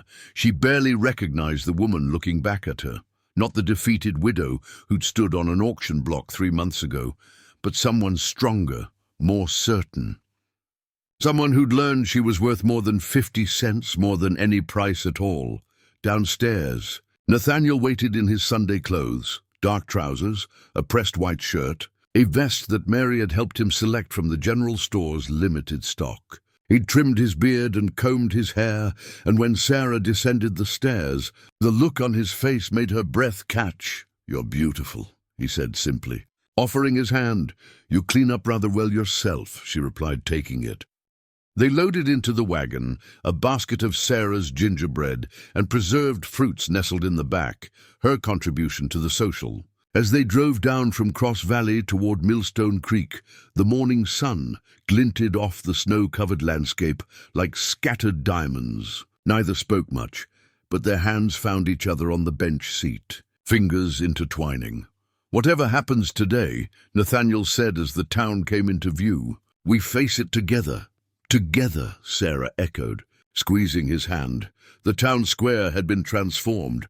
Pine garlands draped every post and railing, candles flickered in windows, and the community hall, the largest building in Millstone Creek, glowed with warmth and light. Wagons and horses filled the area, families streaming into the hall carrying covered dishes and wrapped gifts for the children's exchange. When Nathaniel and Sarah's wagon rolled into view, conversations faltered. Heads turned, the cheerful noise dimmed to a hum of whispers. Sarah felt the familiar weight of judgment pressing down, but this time she didn't shrink from it. She held her head high, Nathaniel's presence beside her like an anchor. They climbed down, and Thomas McAllister was there immediately, clapping Nathaniel on the shoulder with genuine warmth. "About time you two showed up. Mary's been watching for you since noon." He offered Sarah a kind smile. "You look lovely, Mrs. Cross. Welcome." The title, Mrs. Cross, spoken with respect rather than mockery, fortified something in Sarah's chest. She smiled back. "Thank you, Thomas. It's good to be here." Inside the hall, tables sagged under the weight of food. A pine tree stood in the corner, decorated with paper chains and candles. Children raced between adults' legs, while a small group of musicians tuned their instruments in the corner. It was overwhelming and loud and beautifully alive. Mary appeared like a guardian angel, linking her arm through Sarah's. "Come, dear, let's get your contribution on the dessert table. And don't pay attention to the gawkers. They'll tire of staring eventually." But not everyone stared with mere curiosity. As Sarah and Mary moved through the crowd, hostile eyes tracked them.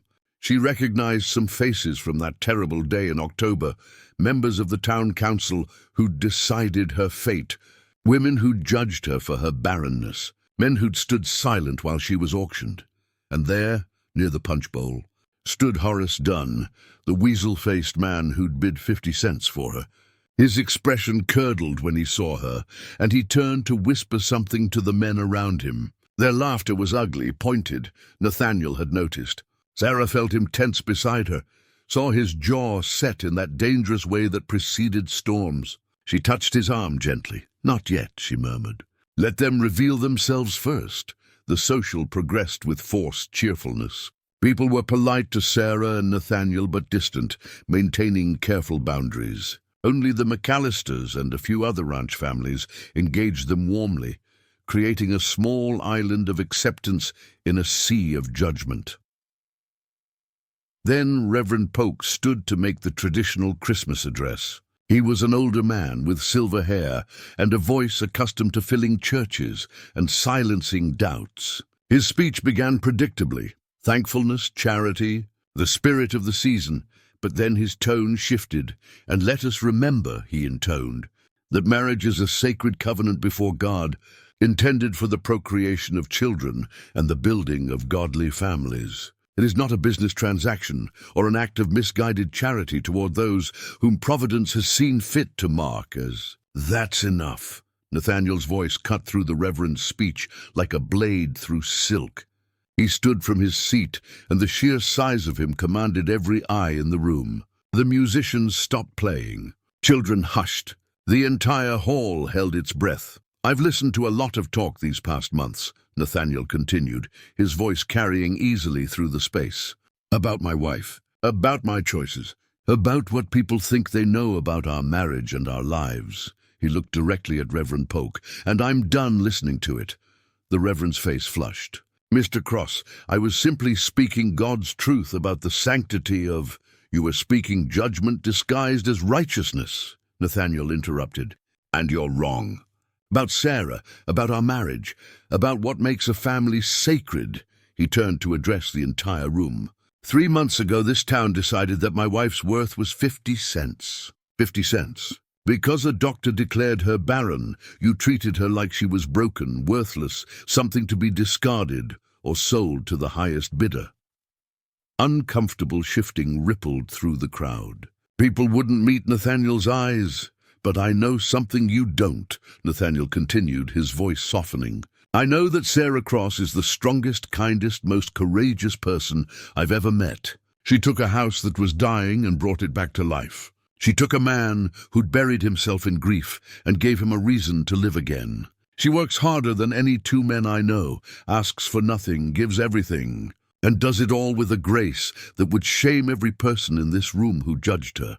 Sarah felt tears burning behind her eyes, but she blinked them back, refusing to cry. "And yes," Nathaniel said, his voice growing fierce, "we can't have children. That's not a moral failing or a punishment from God. That's just a fact. But it doesn't make our marriage less sacred. It doesn't make our love less real. It doesn't make Sarah less worthy of respect and dignity and basic human decency." He looked directly at Horace Dunn. "You bid 50 cents for her. You thought you could buy her cheap and use her hard, and nobody would care because she was damaged goods. But you were wrong. She was never damaged. She was just surrounded by people too small-minded to see her value." Horace's face went scarlet, but he said nothing, wilting under Nathaniel's unwavering stare. Nathaniel turned back to the room at large. "Sarah and I are building a life together. A real marriage, a real partnership, a real love. We don't need your approval, and we certainly don't need your judgment. But we live in this valley. We're part of this community, whether you like it or not, and we deserve the same respect you'd give anyone else." The silence that followed was absolute. Then from the back of the room, someone started clapping. Thomas McAllister. Mary joined in, then Helen Johnson, then others, slowly at first, then building to genuine applause. Not everyone joined. Horace and his circle stood stiff and silent, as did Reverend Polk, but enough did to shift the atmosphere in the room. Nathaniel sat down, his face slightly flushed, clearly uncomfortable with having made such a public declaration. Sarah took his hand and leaned close. "Thank you," she whispered. "For standing up for us. Always," he replied. From now on, always. The social resumed, but everything had changed. People approached Sarah and Nathaniel with new openness, some to apologize, others simply to acknowledge what Nathaniel had said, to see them with fresh eyes. Young Martha Weaver came to Sarah with tears in her eyes. "I'm sorry," she said, "for what I asked at the harvest gathering. It was cruel and thoughtless, and you deserved better." "It's all right," Sarah said, meaning it. "We all say things we regret." As the evening wore on, Sarah found herself surrounded by women sharing stories, asking about life at the ranch, treating her not as an outsider, but as one of them. The children, unburdened by adult prejudices, asked Nathaniel to lift them high and squealed with delight when he obliged, his massive hands gentle as he raised them toward the ceiling. Later, when the musicians struck up a waltz, Nathaniel offered Sarah his hand. "May I have this dance, Mrs. Cross?" "You may, Mr. Cross." They moved onto the floor, and this time their dancing was smoother, more confident, two people who'd learned each other's rhythms. Other couples joined them, and Sarah caught Mary's eye across the room. The older woman winked, clearly pleased with how the evening had unfolded. As they turned in gentle circles, Nathaniel leaned down to whisper in Sarah's ear, "I meant what I said. Every word. I know you did. That's why it mattered so much. I love you." "Sarah, I don't know when it happened exactly. Maybe on that auction block. Maybe during the storm. Maybe it was 1,000 small moments I didn't even notice. But I love you." Sarah's breath caught. They'd been circling this truth for weeks, but hearing him say it aloud made it undeniably real. "I love you too. So much it scares me sometimes. Good scared or bad scared. The best kind," she said, echoing words from weeks ago. "The kind that means I have everything to lose and everything to gain." The dance ended, and they stood together in the middle of the hall, surrounded by community and candlelight and the fragile possibility of acceptance. It wasn't perfect. Some faces still held judgment, some hearts remained closed, but it was enough. It was progress. As the evening drew to a close and families began gathering children and belongings, Nathaniel and Sarah made their way to the wagon. The night was clear and cold, stars scattered across the black sky like salt spilled on velvet. They drove home in comfortable silence. Sarah nestled against Nathaniel's side for warmth, his arm around her shoulders. Cross Valley welcomed them back with the familiar shapes of barn and house, the glow of lamplight they'd left burning in the window, inside. Nathaniel built up the fire while Sarah hung up their good clothes and changed into more comfortable ones. When she came back downstairs, he was waiting with 2 cups of tea, and they sat together on the sofa, her head on his shoulder, his arm around her waist. "I was thinking," Nathaniel said after a while, "about what the Reverend said. About families." Sarah tensed slightly, but Nathaniel continued. "He was wrong. Families aren't just about blood or children. They're about choosing to build a life with someone, about creating something that matters, about love that shows up every day in 1,000 small ways, like fixing fences and baking bread," Sarah said softly. "Exactly like that." He kissed the top of her head. "We're a family, Sarah, you and me. Maybe that looks different from what other people have, but it's ours, and it's real, and it's enough." "More than enough," Sarah agreed. "It's everything." They sat by the fire as it burned down to embers, talking quietly about plans for spring, crops to plant, improvements to make, neighbors to visit. Simple, ordinary plans for a simple, ordinary life that felt more precious than anything either had ever imagined. Eventually they climbed the stairs together. At the landing where their paths had always diverged, Nathaniel to his room downstairs, Sarah to Emma's room above. They paused. "Stay with me tonight," Nathaniel said, his voice rough with hope and vulnerability. "Not because you have to, but because you want to." Sarah looked up at him. This giant of a man who'd saved her from humiliation, who'd given her a home, who'd stood before an entire town and declared her worthy. This man she'd somehow, impossibly, fallen completely in love with. "I want to," she said simply, hand in hand. They walked to the bedroom he'd once shared with Rebecca, a room he'd avoided for 5 years, but was ready to reclaim now. Not to replace what he'd lost, but to honor it by choosing to live again, to love again, to open his heart to the terrifying possibility of happiness. They climbed into bed together, and Nathaniel pulled Sarah close, her back against his chest, his arms wrapped around her.